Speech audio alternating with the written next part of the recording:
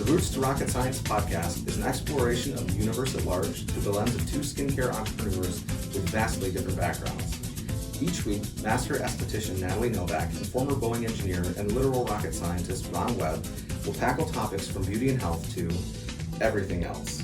This week marks our very first episode in which we'll be discussing the origins of KPS, our founders' backgrounds, and the current state of the organic skincare industry. So Natalie, tell us, why KPS?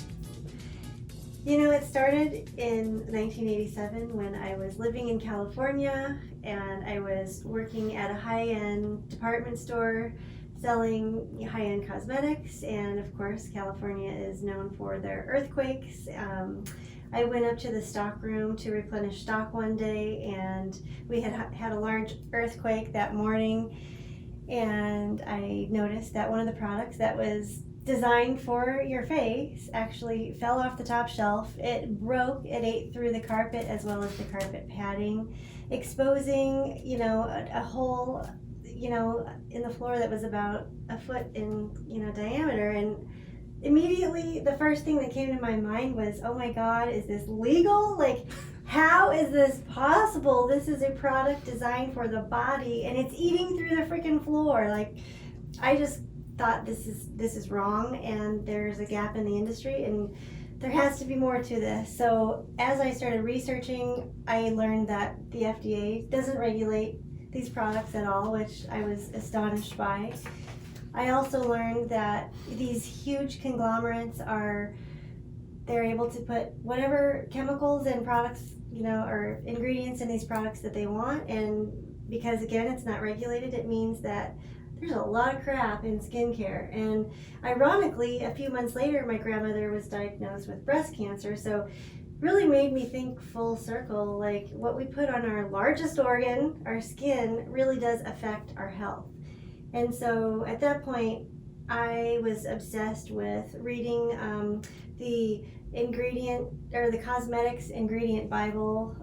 It was a really great book, and it taught me a lot about what each ingredient is. Like, for instance, amidalized urea you find in almost every skincare brand on the market. And what it boils down to is that it's cow urine, and they use it as a preservative. And I just thought that was disgusting. So I had to become an esthetician, and from there I became a massage therapist, and I learned, really got more in depth in understanding aromatherapy and what the value is there with essential oils. And over the years I just kept educating myself on this topic. And then it was interesting because several years later, I find myself living on my organic farm in Michigan with my 2 children and my 26 alpacas and 75 chickens. And my daughter, Kiki, wants to paint her nails every day, changing the color. And I thought, wow, this does not at all relate to our lifestyle. Our lifestyle is so healthy. You went out and you collected the eggs from the chicken coop this morning, and then you collected the produce from the garden, and now you want to paint your nails with these toxic ingredients. And so I thought, well, let me just check Whole Foods or Amazon. There's got to be a product on the market that is safe for her to paint her nails, and there actually wasn't. This was in 2007. And so I realized that, again, there was another gap in the market, that we've got to create products that are safe, and I wanted to find something that I felt good about her using, and there really wasn't anything. So I just decided to start creating things on my farm from things that I had grown, like lavender and mint and different herbs and things like that. And I started in my kitchen with my blender, and I just started creating products for her, and that led to having, a spa-themed birthday party for her. And from there, it led to launching the brand called Kiki Pure and Simple, named after my daughter Kiana, who we always had nicknamed her Kiki. And that's a brand that's been on the market since 2009. I launched it into Whole Foods, and from there it's grown. But at that point, I realized that I was approaching 50 fast, and I needed a product for myself, but it absolutely had to have efficacy. It had to have food grade organic ingredients, because I knew the challenge of these chemicals, how they affected the body, how they affected women's hormones, how they disrupt hormones, how these chemicals also can cause autoimmune issues. And then it also causes cancer. So I really knew that something had to be done. So I did more research, and I had talked to many chemists, and they thought I was crazy. They told me I couldn't do it. They said that you cannot create skincare without chemical preservatives because this is the way it's been done for the last 50 years, and this is the way it's going to continue to be done. But so it always has to have cow urine in it. It was Yeah. basically their right? take on it. Okay. Exactly. So I knew in my heart that there was more to this. I knew there had to be a way, and so I kept searching and searching. And then in 2012, I was lucky enough to meet Rowan, because he literally rocked my world, because he was the one that was telling me that yes, this can be done, and I have the technology. Okay, so let's talk about that a little bit, Ron. How does a rocket scientist decide to make the leap into skincare, and what sort of drove that decision? Because I'm sure you got some strange looks, when you made that career swap. That's a fact. A lot of people calling me up saying, what are you doing? So well, it was interesting. What really got me to make the leap was I had 3 technology companies, and the reason I've got 3 technology companies and the reason I have this is my friends who are they're my business partners in these technology companies. We were at one of their houses, and we were filling up their garage with food that we'd fill up during the week, and then we would distribute it in the weekends, and we kept doing that. And I was over there, and I said, hey, we should quit doing this. And they both stopped with this look like, what do you mean? And how, what do you, we can't stop doing this. This is what we're about. And I said, look, between the 3 of us, we have enough intellectual property to really give that big. So was it sort of like what's that program called? It's like a kids' food basket or something like that? It's something like that, but it's just for families. And what we were doing was, at the time, all 3 of us were vegan. I still eat a little bit of meat now, but they still are both vegan. But we were, making like tofu eggs and beans and rices and pastas and all these things, trying to keep, if we're going to give food away, we're going to make healthy food, right? Mm-hmm. So that's what we were doing, and we were giving it to families. So it was families that, they had kids and they just couldn't make ends meet. So we just gave food to them. And then eventually what we were doing is we were creating these organizations that other nonprofits would come in and say, hey, they would try and start nonprofits around what we did. And we were going, which you have to be a little bit careful about, because sometimes the management fees of nonprofits can go high, and they turn into money generators and not helpers. But we made sure that everybody was on the like-minded. But I had a specific background. I mean, back when '87, when she was dealing with the earthquake and in that big department store. I don't know if you mentioned it or not, but I won't if you didn't. I didn't know if I Be should. polite. Yeah. They're a great store. I have no problem with them, and they have they had nothing to do with those products. They just have sold them. But back in '87, I was in that earthquake too. It was in the morning, and it actually my boss tried to grab a post to hang on to, and the post was moving about 1.5 feet. It just, oh geez, and it knocked him through him about 10 feet across the room. And what I was doing at the time was I was probably 6 months into the aerospace world. I had started in '87 in March, and that was later in the year. And I was on the Delta II rocket, and that used to be an old Thor ICBM. And in '84, they had a shuttle disaster, which totally took out our space and launch capability for the U.S. That was the Challenger, right? Yeah, and that turned out to be what I had got hired onto Boeing to work something called Future Combat Systems, which was kind of a military thing that I didn't get. I ended up kind of backing away from, but I got involved in resurrecting the Delta launch vehicle, which used to be NASA's workhorse for satellites. and the Air Force's workhorse for the satellites. And then we did commercial too. We resurrected that and redesigned it into the Delta II. We had more capability. We had solid rocket motors and all that kind of stuff. But that was my background, and I had worked through from rockets to space station to satellites back to rockets. So I've developed 3 different rocket platforms, space station platform, whole bunch of development. So that development is all about, you come up with concepts, you design, you build concepts, and you test. Well, at the same time, my mother, who was very dyslexic, I'm also dyslexic, but my mother, she was going through getting a physiology degree, and I had read all of her books to her, so I was very versed in human physiology. Getting a co-education. Exactly.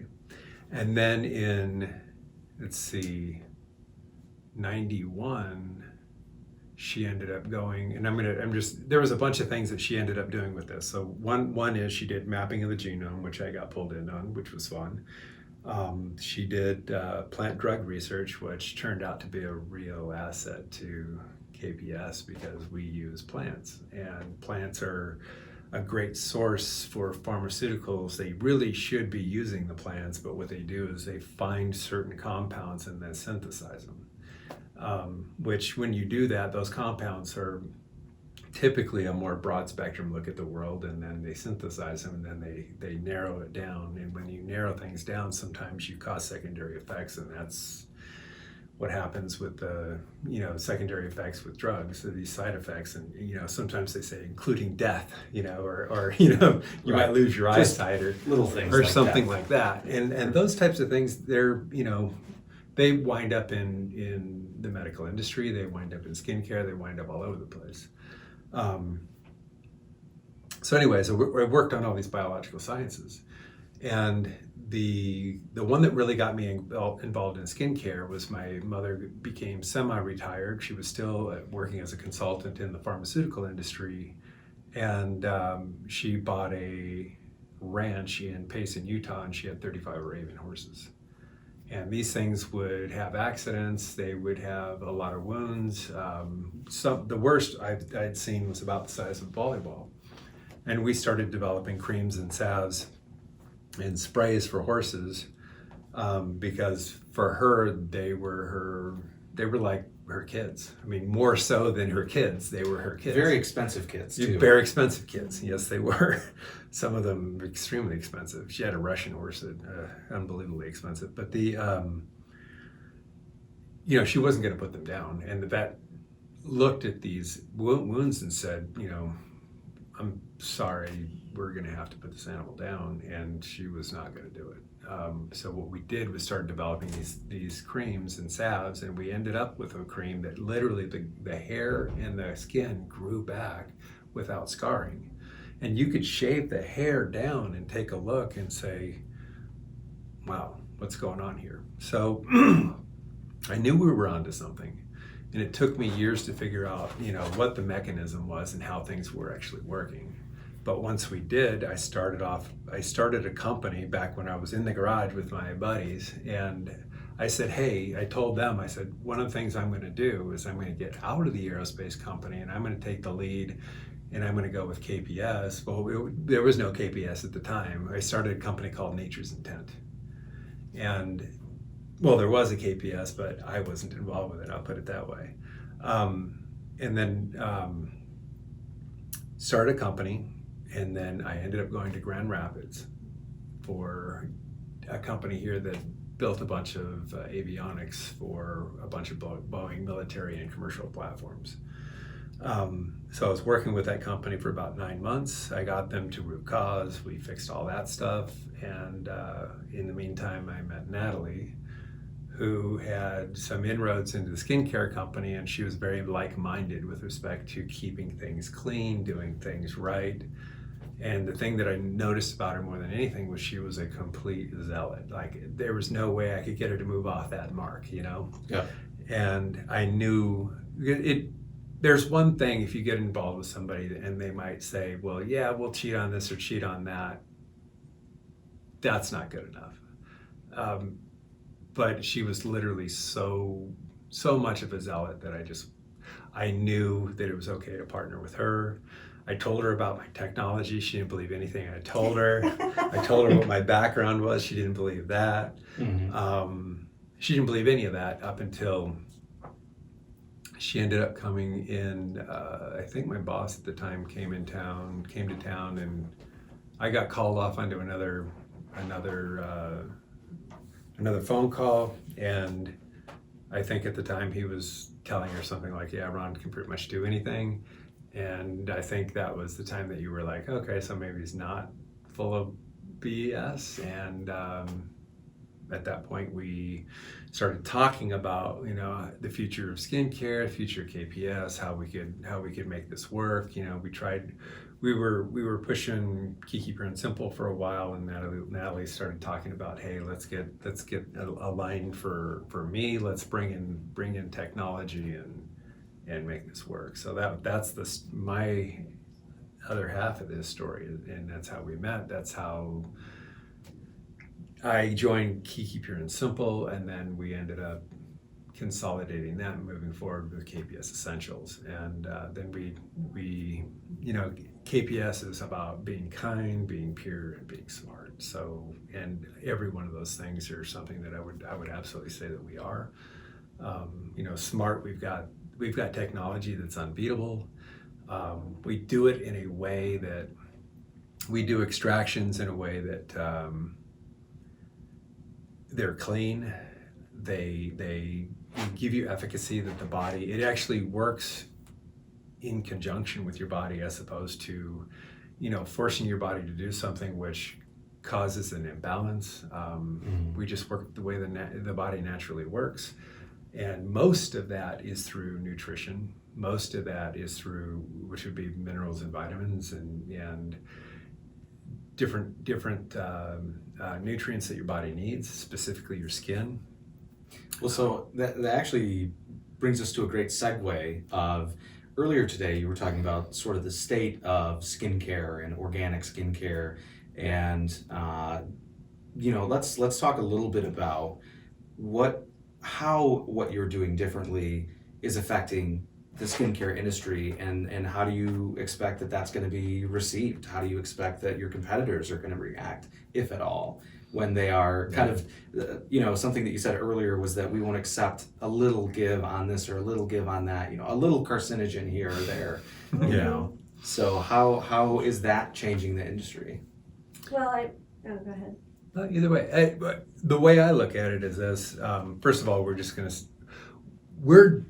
we use the ingredients that we're using is because for one reason, and that's all about efficacy. There isn't an ingredient in our ingredient deck that isn't about efficacy. And so no fillers. No fillers, no nonsense. And we take an entirely different approach because, as we were talking about earlier, a lot of skincare brands maybe only have 5% of good active ingredients and the rest is water, or maybe 10%. But if you look at the efficacy behind our products, you can understand where that comes from when you read the ingredient deck, for instance. When you look at the box and you read what it says. And for instance, like our pomegranate oil, right? So we could choose to buy, like cosmetic grade pomegranate oil that might cost like $80 a barrel or something. Yeah, it is a fraction of what we pay for Right. organic. But we choose to buy food grade organic pomegranate oil, which is about $900, and there's a massive it's just a little bit of a difference there. Yeah. But you know what? We do that. It's a lot more challenging because we're dealing with a lot more challenges with that particular product because it is food grade. It's harder to formulate. They basically extract all the nutrients out. If you look at, there's a lot of minerals and things that you might find in a natural ingredient, and that can mess with formulations. So what they end up doing is they strip all of that out, which is all the things that your body needs, and you've got an issue at that point, because you're not getting the nutrients, you're not going to get the efficacy. So one of the things I did before I even got into the skincare industry is I looked at everybody's products, and I wrote down, I created a database of all the ingredients that all the products use. And here's the way skincare works. Most skincare, and when Natalie was saying, hey, there's only 5 to 10% goodness in a skincare product, that's in the best companies. Right. Most skincare doesn't have that at all. What they do is they try and occlude your skin with what I would consider a lubricant, which could be something that you could get out of your car, like a silicone, a glycol. Like, you drink a glycol, you're dead, and you're going to put it on your skincare. If you change your radiator fluid, you've ever heard, don't leave that? Cats love to drink it, and your cat drinks it, it's gone. Yeah. So we've got radiator fluid, oil, and cow piss in your average. So, but what that's doing is it's occluding your skin. It puts a small layer of a petroleum product on your skin, which slows moisture loss. And it turns out that, doing the wound care, water and moisture in your body is key to healing. And it's also key to anything else. And some of the things that we do with our skincare is, if you look at our before and afters, we have scars that are really bad, and within 20 days to 30 days, they're gone. You can't see them. That's your skin doing what it's supposed to do. But back to my point. What they're doing is they're occluding your skin and slowing transdermal water loss. That is the majority of skincare. Now, the organic side of that, they do the same thing. Now, some organic companies, that's when you get into the goodness, and they'll have extracts from different plants, and you're going to get some nutrients from that. So that's a good thing. But there's kind of a stigma with organic skincare is that it doesn't quite work as well as petroleum-based. And the reason it doesn't work as well as petroleum-based is the petroleum-based products will occlude your skin for longer than, say, an olive oil or a coconut oil or whatever oils are in skincare. And your body absorbs those natural oils. And all you're doing is adding some oil to your skin, which is better than doing nothing. But what I want to do is I want to provide the nutrients that should be in your food supply on your skin.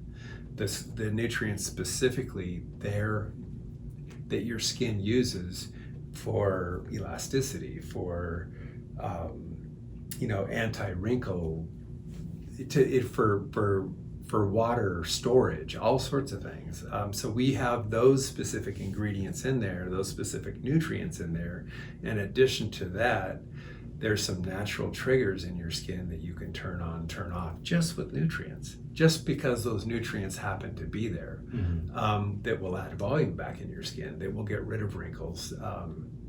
Those things there, I don't know why the industry's not using them, although yes, we do. They're hard to extract, number one. Yeah. But why wouldn't you do it? Like Natalie was just saying, it all goes back to money, right? Yep. Yeah. It always goes back to money. Mm-hmm. But my philosophy is performance, performance, performance. I came out of an industry that, if NASA says, we want to put that rocket in this orbit plus or minus X, right? And if we take that plus or minus tolerance and you turn it down to something very, very small, that satellite will stay in orbit for 2 to 4 years longer. And which when you're looking at hundreds of millions of dollars to even some of these satellites, depending on what they are, you could have a $4 billion satellite. You could have a Hubble Space Telescope out there. And you don't want to sit there and go, well, now I've got to create another Hubble Space Telescope. And so that extra performance buys you something. That's what I want to bring to this industry. Is I want to compete on performance. I don't care what the industry's doing.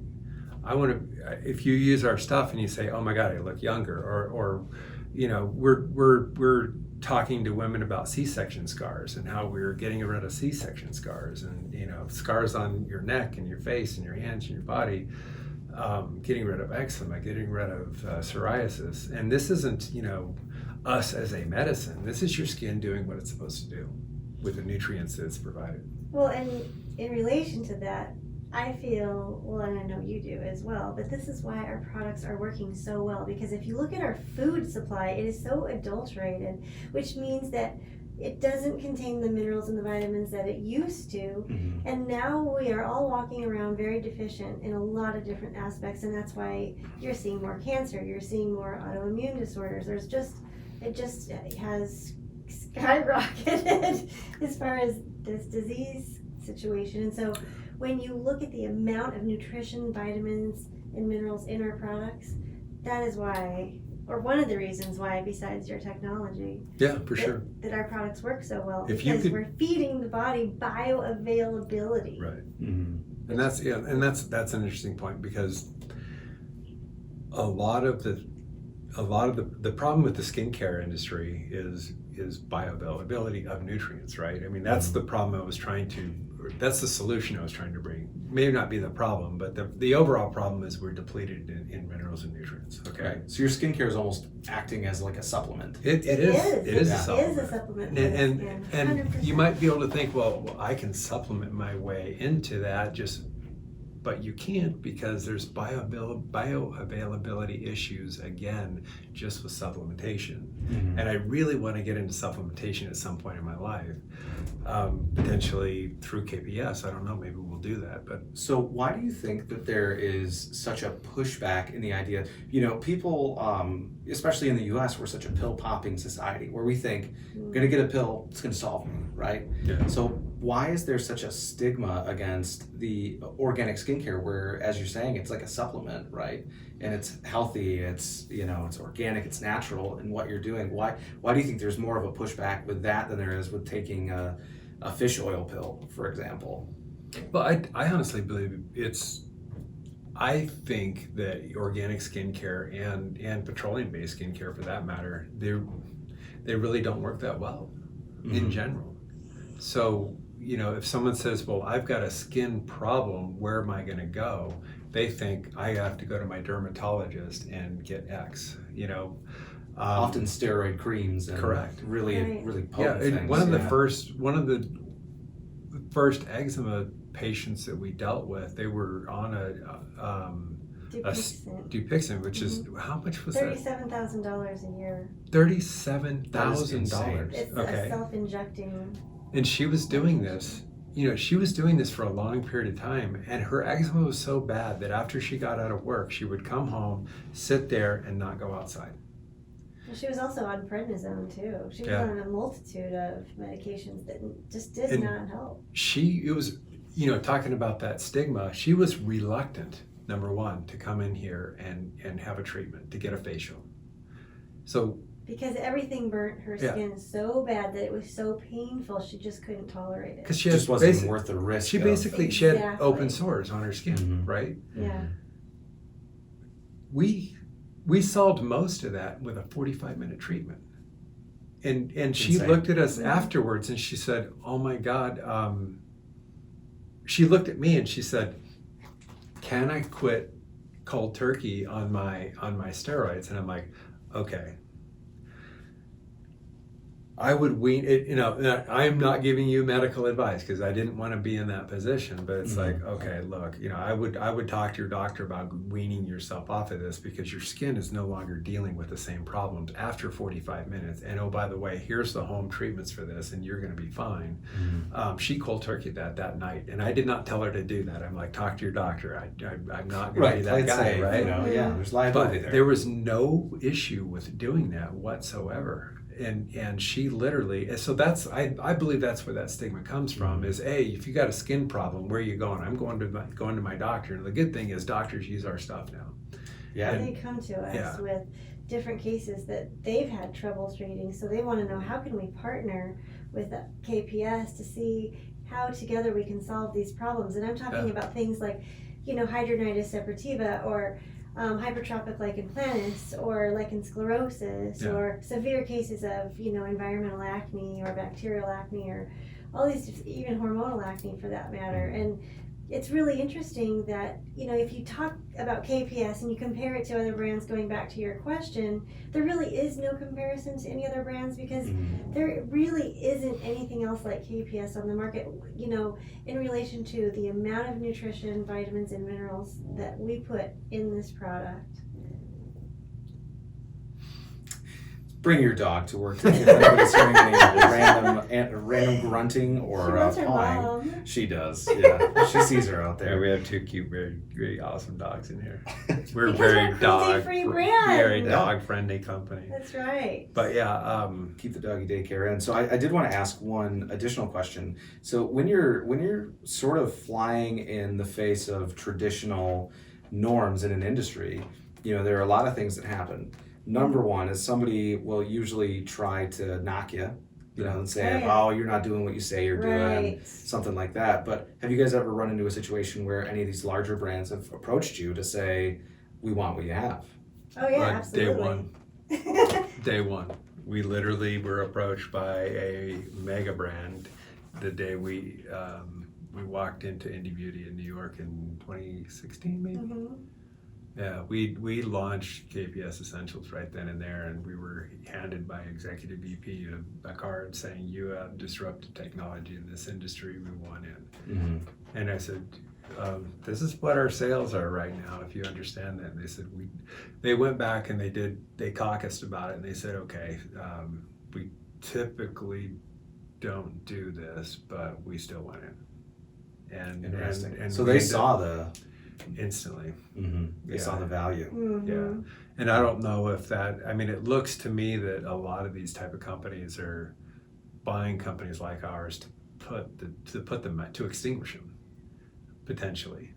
I mean, that can still be a big payday for you, though. So why not go for it? That's not You why I know, got we're in here. here to pioneer the clean beauty industry. We are the truth tellers in the industry, and we are gathering other like-minded skincare brands along with us to really make a dent in the universe. I mean, we're not just about, for us, it's not about the money. It's about, we give back through our foundation, our 501c3, which is called the Spirit of Compassion, to Hello Gorgeous, because that's an organization that helps women with cancer. So every time somebody purchases KPS, they're helping a woman with cancer, and we're very proud of that. But it's not just, for us, it's just so much more. It's about giving and helping others with these severe skin conditions, or what you call, Ron, as orphan skin conditions that are left behind. I think that we're both so passionate about being able to help. And I've always kind of had this philosophy: it's okay to do something different. Number one. Number two, if you do something different and it works and it's better, if this industry changes and we're responsible for that, I'm okay with that.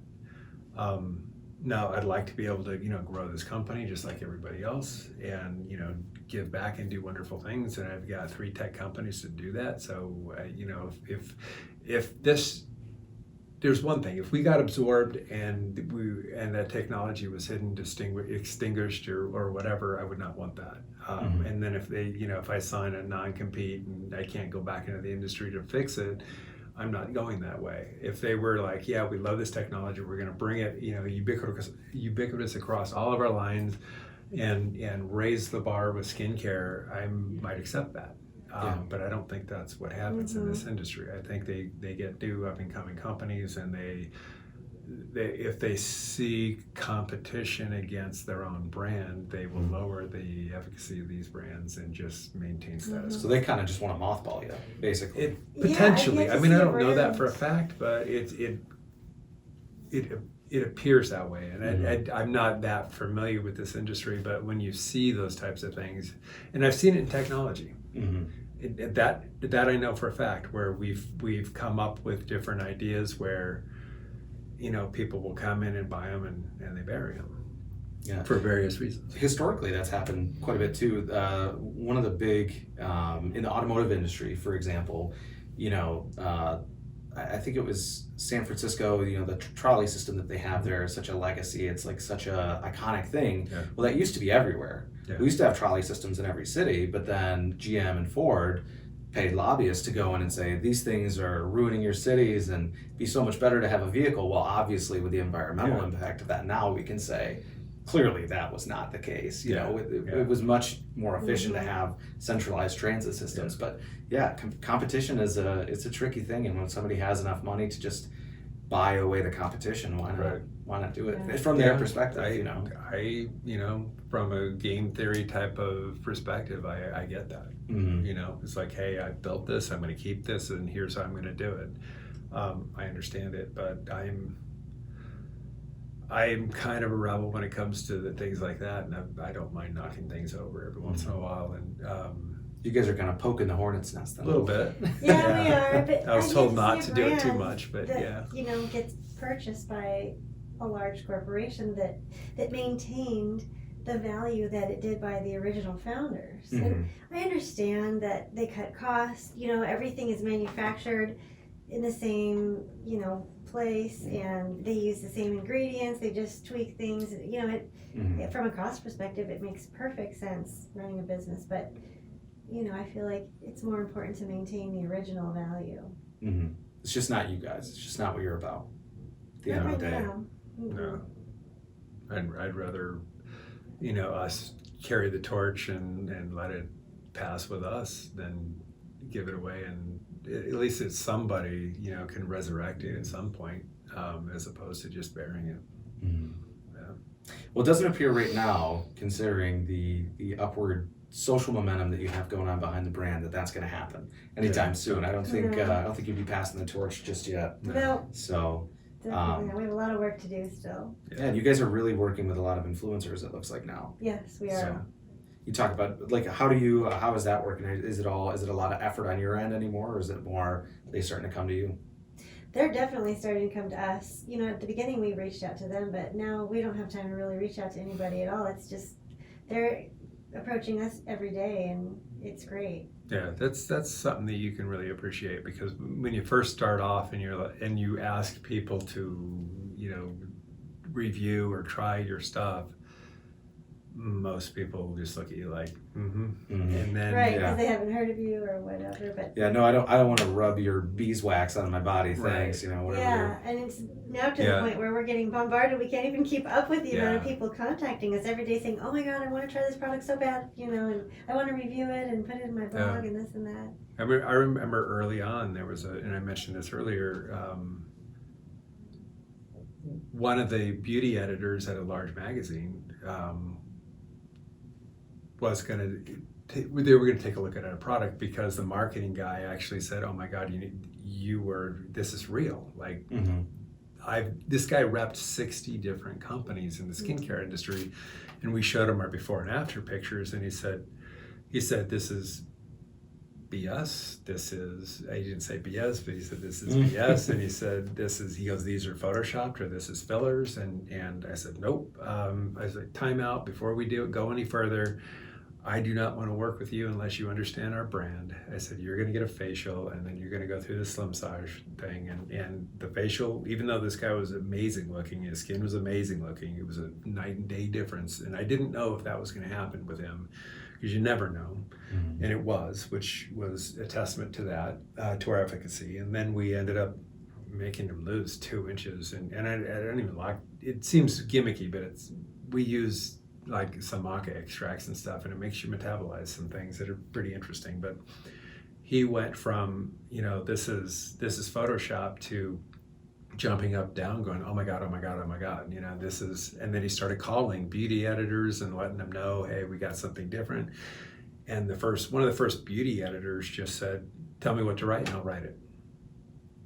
And I went, "That's what happens? No. This is our industry?" And he said, "No." He said, "This is different. You need to try it." And this particular beauty editor keeps writing stuff about us and loving our product, and it's amazing and then it's just the same thing. You start off with bloggers, and you're like knocking on doors, and you're like, "I'm not interested," and then you get there's a little bit of rumbling, and then this buzz picks up. It's like, hey, there is something different something interesting is coming. And people start getting interested, and they start trying, and then the momentum starts building momentum, and then Well, I think part of that too is based on, you say we're always coming at things from a performance standpoint. So if a product works, people will fall in love with it, right? Mhm. Yeah. And so if you can That's true. demonstrate, once you can demonstrate that, Yeah. I think that is just, it naturally makes people want to use it, right? Mhm. Yeah. Well, and we've had so many people come to us with horrendous scars or skin problems, and there's this one kid that calls the Renew face cream God in a jar because Oh, geez. he was attacked by a dog as a young child. What was he, like 7 or 8? 4th grade. Okay. And and he had a really deep scar, and he had several plastic surgeries, and he's a cosmetologist, so he's in the industry, he's using a lot of products, he's tried everything on And the a big market. Y-shaped scar. It went up and split up. It was. Jeez. Yeah, it was really intense, and it's You on his can't find it. face, and Yeah. he could not believe that after everything he had tried, nothing worked until he found KPS. And when he tried that Renew face cream, he was just amazed at how fast it built up the adipose tissue and filled that area in so that the scar went away. It was really remarkable, and we have story after story after story like this, so it's really exciting. And then it turns from story to reality when people start trying it, and then you get these bloggers, and then the blogger, instead of us telling the bloggers our stories, now the bloggers are telling each other their stories, and then it's like, okay, you don't have to push. Yeah, you're not being pulled. Right, and we're changing people's lives. That's what makes us get out of bed every morning to do what we do, because we love the fact that we're helping people. In a much more real way than just rubbing some oil on their skin and making it retain some water. Exactly. So, yeah. Interesting. So what's next? Where do you go from here? Oh, there's all kinds of places we can go from here. I've got many ideas, lots and lots of ideas. The question is, what first? Yeah, and then, first of all, I guess immediately it's just keep the momentum going, right? Keep the word coming out, keep letting people know that what we have, what we can do. And then from there, it's like, I would really like to have a team of people that I can start training. They can carry the torch technologically in this industry and have them work for us and keep this moving. That would be really phenomenal. And then, I've got these other companies too that I'm just chomping at the bit that have technology that can really help in medical and all sorts of different industries, and we want to get those rolling. But right now it's like we got to we've got the momentum, we just got to keep pushing on that. Momentum builds momentum, but if you got to steer it, you got to make sure it's coming and shape its path. Yeah, shape the path is a good way to put it. All right. So that's where we're working now. Well, that's not such a bad place to be in. Oh, it's not. That's a fact. It's been a tough road, and we've done a lot of learning. I knew nothing about the skincare industry when I got involved in this. I just went from wound care to, oh my gosh, I can help people, to, oh my gosh, what is this? What have I gotten involved in?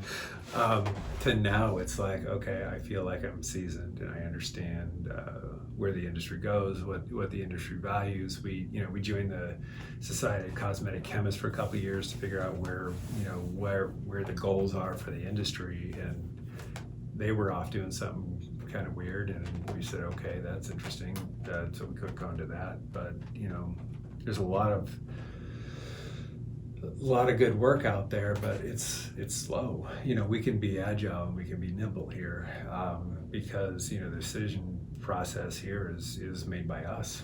Right, and the fact that we're manufacturing our own products right here in our own lab, it gives us the ability to control every ingredient that comes in the store so that Ron can test it to make sure that it is what it says it is. You've got all this COAs, this certificate of analysis, so that you can, especially like essential oils, that's a really important one to test, because you're told that it's pure, but until you test it, there could be synthetics added that you're not unaware of, and so it's really important to have the ability to test these things so you know exactly what's going in your product. And also you formulate it. Some people just, you put X amount of essential oil in, and that doesn't buy it from me. There's certain compounds I'm looking for and certain percentages, and crop after crop that varies. Right. So I can look at it. I just change my formula based on that, because I want to maintain those components. I don't care about the oil. It's the ingredient inside the oil that I'm really Right. The oil is just a vehicle to get it Exactly. there. Yeah. Okay. And I think with my background as a master gardener, really understanding soil and how things are grown and the components that are involved in that really forces us to look at a deeper level where the ingredients are coming from and understanding the origin and exactly what that soil looked like so that we can understand the value in one raw material versus another, even though we might have the same, if we're going to order turmeric, for instance, we can really narrow it down by looking at a deeper level, what that soil looked like, so we can choose which one has more value to us. Interesting. So, there's another piece of this that you mentioned earlier, kind of in passing, but working with doctors. Do they help to inform any of the creations that you're making? Do they have any sort of input in that? Not really. I suppose what I really mean is, are they a part of the, hey, we have, when you're approaching an orphan skin condition, Yeah. Do they have any insights into what might be beneficial from their perspective based on current available medicines or things like that? Like, does that ever inform sort of a launching point for you? The interesting thing is it's when you've got an orphaned skin condition or any kind of orphaned problem with your body, it's really not looked at that much. So what these guys are doing is they really like the fact that we'll roll up our sleeves and try and help. So, and then with my test background, I can look at things and I can change ingredients and see what works, so see what doesn't. And initially we'll come through and they'll explain a condition to me and tell me what they think it might be, but it's a guess. And what I'll end up doing is, like, some of these conditions, I'll take a look and see if anybody's done skin cross sections or those types of things, so I can at least look at it from a cellular level and see if there's anything that I can see from that other physiology side of my world that might give me an idea on what types of ingredients might work.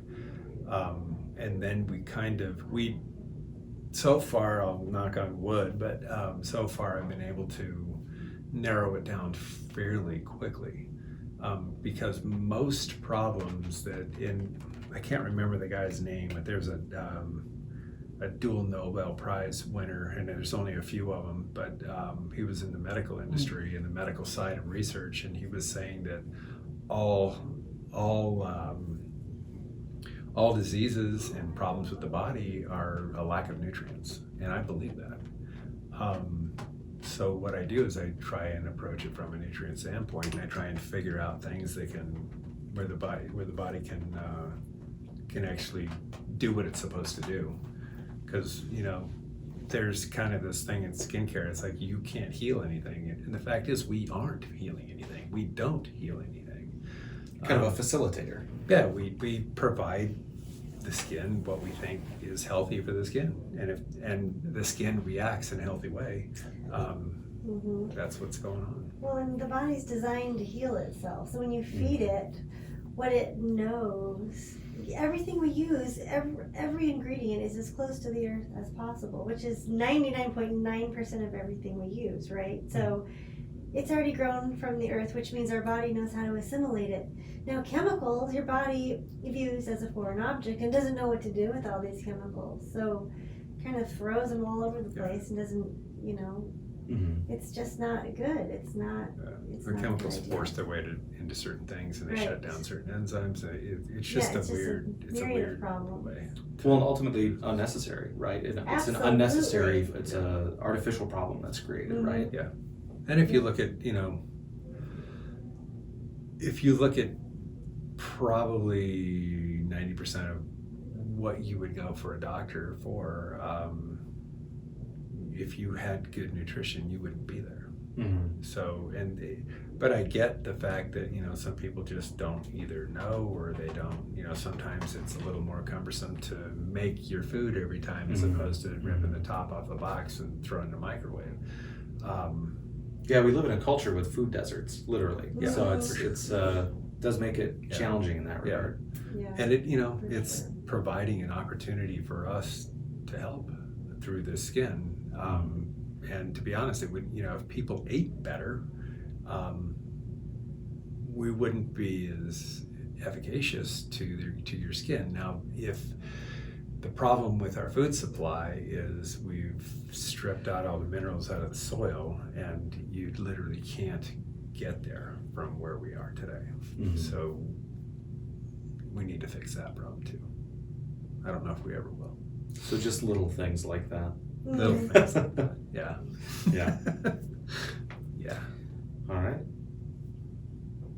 Okay, so I feel like we've probably could go on for days here, right? could. in this introductory episode, I feel like we could go on for days talking about your backgrounds and where we want to go.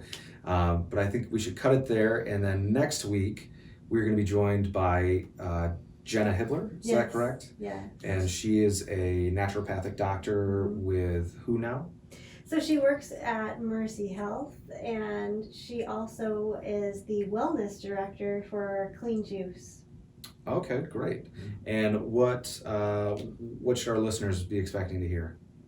We're going to talk about cellulite, what it is, and how our products can reduce the appearance, as well as the proper way to detox. Yeah.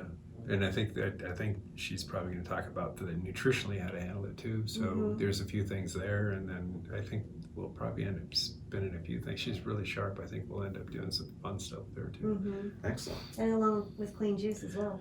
So much more to look forward to next week, future weeks. Absolutely. Join us on the Roots to Rocket Science podcast, and we will see you next week.